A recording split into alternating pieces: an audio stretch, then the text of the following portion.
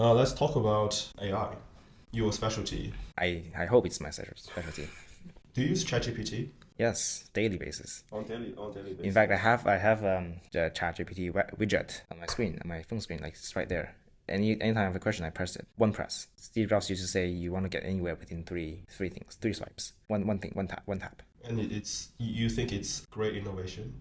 Yeah, it's a wonderful thing. I mean, I won't stick to a particular product. There are other things like Google Bard, and then there's, I think, new things that are coming out from other vendors as well. This general technology is going to be very useful and very important in the coming years. It will represent it will bring a lot of productivity growth, which is, I think, the real thing behind any technological progress. When ChatGPT first came out early 2023, a lot of media outlets and general public started being nervous about their jobs being taken away.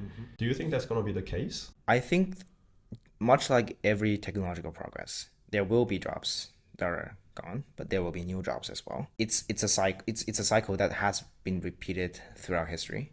So think about the time where people had elevators, and then you had people pressing buttons in the elevator. What happened to them? Poor guy, right? Like they were pressing the buttons, like go to 10th floor, they press it for you. But they're gone now. And then there's calculators. People are really good at calculating things. There are people who connect, when you make a phone call, they connect the things for you. They're all gone. In general, I think this, you probably hear this from elsewhere as well, but like humanity is going to adapt to changes and like demands and supplies. When people get out of jobs, they find new jobs. There will be new opportunities. But admittedly, there will be people losing their jobs. It will be a short term, it will be a pain, but long term, humanity will, like civilization will rebalance itself for the demand, for the new demand and the new supply of jobs and skill sets. I wouldn't worry too much. You're a student right now because you have all the time, and like you have all the freedom to pick, I think, what makes sense to you and what doesn't, and then there's so much opportunities right now. Since ChatGPT came out, students have used it for various ways to increase their productivity, and teachers don't like it sometimes. Are there better ways of using ChatGPT, or are there ways not to use these kind of technologies? Yeah, so let's stick to the educational context. So let's say, right now, a lot of the existing exercises don't work anymore because students can solve it instantly. I think things like that have occurred in history with the calculators, right? You may have heard this before, but like in the past, people do have to. It turns out they do have to run these calculations by themselves. And then, okay, now you have calculators. What do you do with these exams? You make new ones, right? You have new ways to assess students' progress. And I think this is kind of what's happening here. There will be new ways to teach, new ways to assess how students are learning, and new ways to run classes. In fact, this is one of the more exciting areas of the applications of AI. In fact, I think there will be a lot of changes in the coming years. For example, instead of asking a question for students to answer a particular essay or a particular math problem, you can ask the AI to generate the answer and then ask students to tell where it's wrong. So right now, that's the weakness of ChatGPT, for example. It may not reason perfectly in all circumstances. Then now the question becomes for the students to, you turn the tables essentially. So I think new, educational methods are going to be invented, new ways of using the tool will be invented. And I think that we just have to adapt. And I don't think it's a particularly a bad thing. It can be a good thing that humans are doing differently with more with better tools. So technology is driving us to adapt. It's driving you to adapt, but also that you don't have choice, fortunately. So like, if something's coming, if there was an example about milk. In the past, there was no refrigerator, there's no fridge, and then this milkman have to deliver milk to you every day. You have a fridge at home. You can store your milk now. They don't have to deliver every day.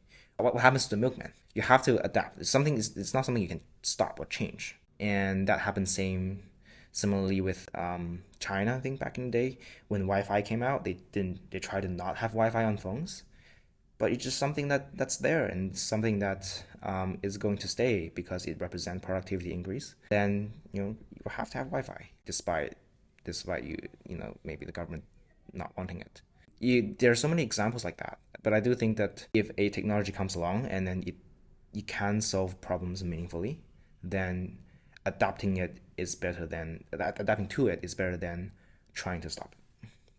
It seems like on the news these days, since the release of ChatGPT, as well as other deep tech coming out to the public scene, the government doesn't seem to be responding very well to these new changes. And what are your thoughts on integrating and working with the government in order to bring these new technologies to the public?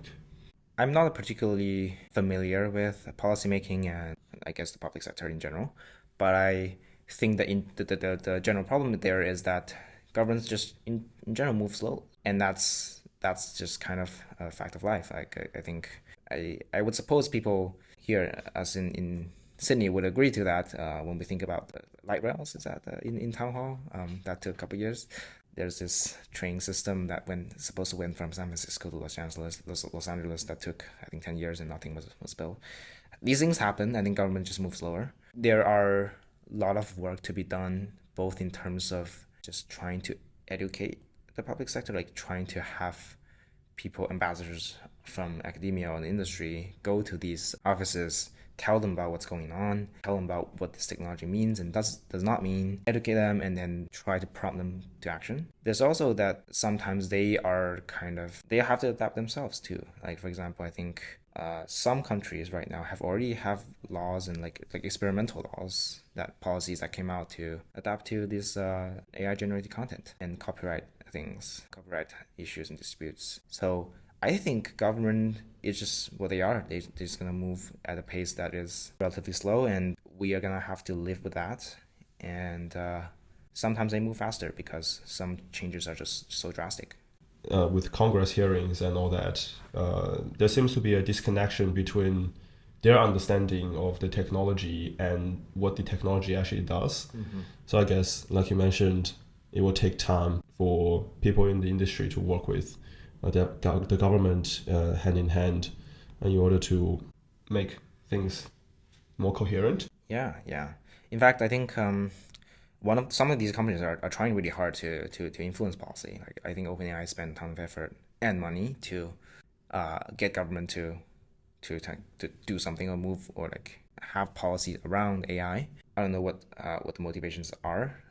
One of the motivations, which is a good motivation, is to have better AI safety. So industry is going to help government, I think, and government is likely to receive that help if it's not something that they can understand fully. But this doesn't always happen. So another example is privacy and how you implement them. So one of the topics that I work on is differential privacy. And this is like a very mathematical thing where you prove how private a certain thing is through the noise that you add to it. And basically randomness. You use randomness to introduce a bit of formal and quantifiable privacy. And that notion is very, very hard for people to understand. Not just like government, but just also students and researchers in machine learning. It's not something that's intuitive or like very easy to understand what it does and what it doesn't do. And so what happens when we ask the government to have policy on privacy is that we have to have people from academia, maybe some professors who have connections to the government. They pay visits to the Congress, they talk to the staffers, they educate them, they give them a lecture, and then the staffers would inform their representatives, the congresswomen and men. And hopefully the lecture went through, they paid attention and they know what's going on, and then they try to make this policy together that reflect what is and what is not doable with differential privacy, and is there other ways to implement privacy, and if so, what are they, and if not, why? And this efforts like that would take a lot of time and people in academia and industry willing to spend time and money on it. And unfortunately, the industry would have more money, and usually they would lobby or influence these politicians in a way that not everybody wants. They can be influencing a particular part of the Congress to not implement privacy and not use differential privacy and use other more bogus notions of privacy that is not formal, that is not rigorous, that is more hackable. Because the government doesn't know what's going on, they're gonna listen to everybody, and then they're gonna implement something, and sometimes the decision they make may not be the best. Interesting. Government, they always seem to want some sort of control over things they cannot see, and maybe the things they are not supposed to see.